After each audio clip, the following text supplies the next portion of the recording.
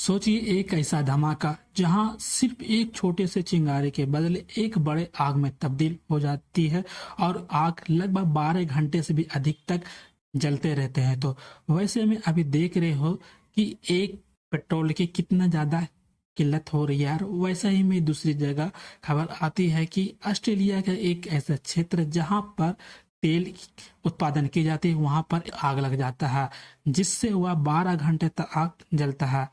तो आखिर ये आग कैसे लगी, इससे क्या इफेक्ट होने वाली है, क्या है ये पूरा मामला, चलिए फिर हम लोग स्टेप बाय स्टेप पूरा अच्छी तरीके से समझते हैं।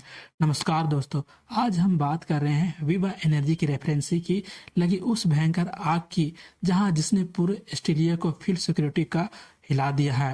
अभी देख रहे हो कि कितना ज्यादा तेल की किल्लत वैसे बढ़ रही है। वैसे यह खबर 15 अप्रैल 2026 की रात को हुई थी जीलोंग में स्थित विवा एनर्जी में, जहां पर तेल रिफाइनरी का एक जोर धमाका हुआ और देखते देखते एक छोटे से आग इतना बड़ा भीषण में बदल जाती है कि जिससे लगभग 12 घंटे से भी अधिक तक यहाँ पर ये आग जलते ही रहती है। लेकिन जब वहां पर जांच की जाती है तो वैसे में कुछ ज्यादा प्रॉब्लम तो थी नहीं। वहां पर बस बताया जाता है कि यह एक मशीनी की खराबी के कारण ये एक छोटे से इशू कारण इतना बड़ा ये आग में तब्दील हो गया है।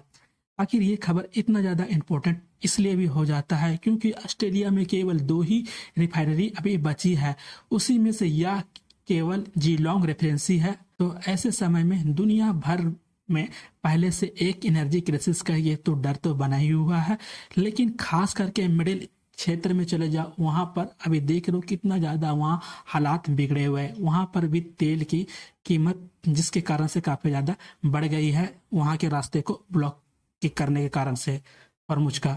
और वैसे में यह खबर आती है कि एक तेल की फैक्ट्री थी, वहां पर भी आग लग जाती है। वैसे अभी की स्थिति में काफी ज्यादा देखा जाता है तो ठीक ही है, लेकिन आग पूरी तरीके से बुझ चुकी है और धुआं भी साफ हो गया है। लेकिन यहाँ पर प्लांट का काफी ज्यादा भारी नुकसान भी पहुंच गई है।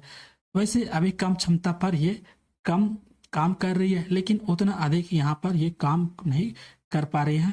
लेकिन वहीं पर राहत की बात है कि कोई भी कर्मचारी किसी तरीके का नुकसान नहीं हुआ, किसी का जान जाने की भी कोई भी ऐसी आशंका मतलब कोई भी वैसा रिपोर्ट में नहीं आया हुआ है। जितने भी वहां पर काम करते थे तो वर्कर वहां पर उनको सुरक्षित निकाला गया है।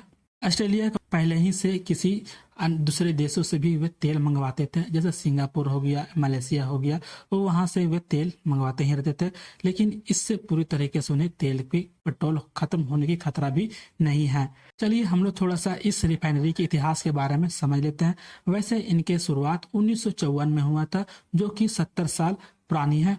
छोटी मोटी घटनाएं ऑलरेडी पहले यहाँ से घटी हुई है, लेकिन जो घटना आज घटी है वो पहले कभी नहीं घटी थी।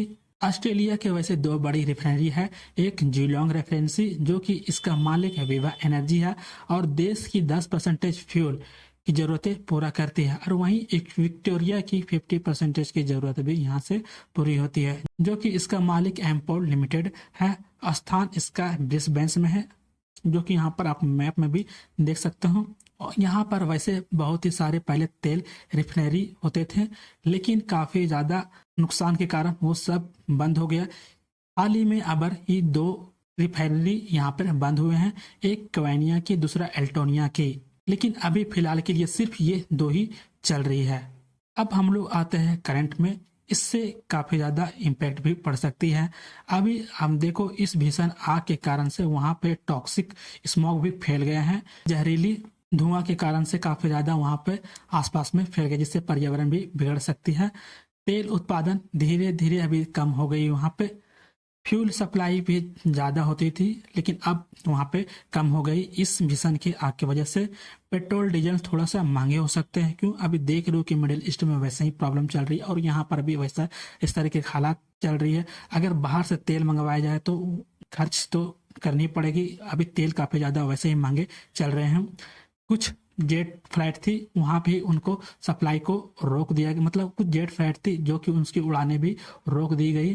और जो कि विवा एनर्जी की ट्रेडिंग का शेयर थी, वहां पर भी उसको इस भीषण हादसे को देखते हुए उनका शेयर मार्केट भी रोक दिया गया। लेकिन वहीं पर सरकारों ने अपने लोगों से कहा है कि पैनिक होकर ज़्यादा पेट्रोल जमा करने की ना करे, इससे किसी तरीके का कोई भी प्रॉब्लम कुछ नहीं होने वाला है।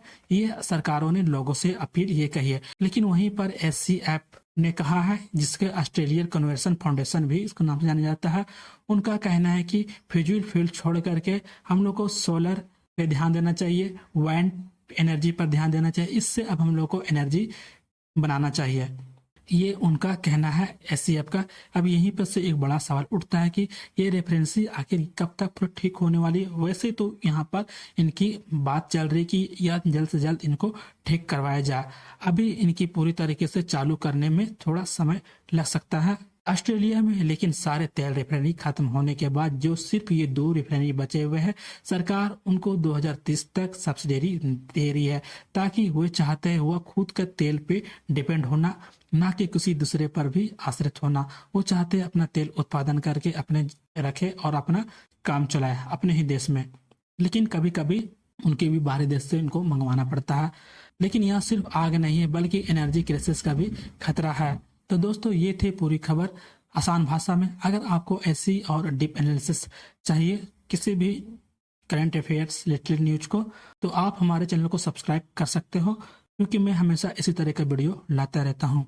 और इस न्यूज से रिलेटेड जैसे किसी तरीके कोई अपडेट आता है तो मैं उसको भी आपको ला करके जरूर दूंगा। चलिए फिर मिलते हैं अगले नेक्स्ट वीडियो में।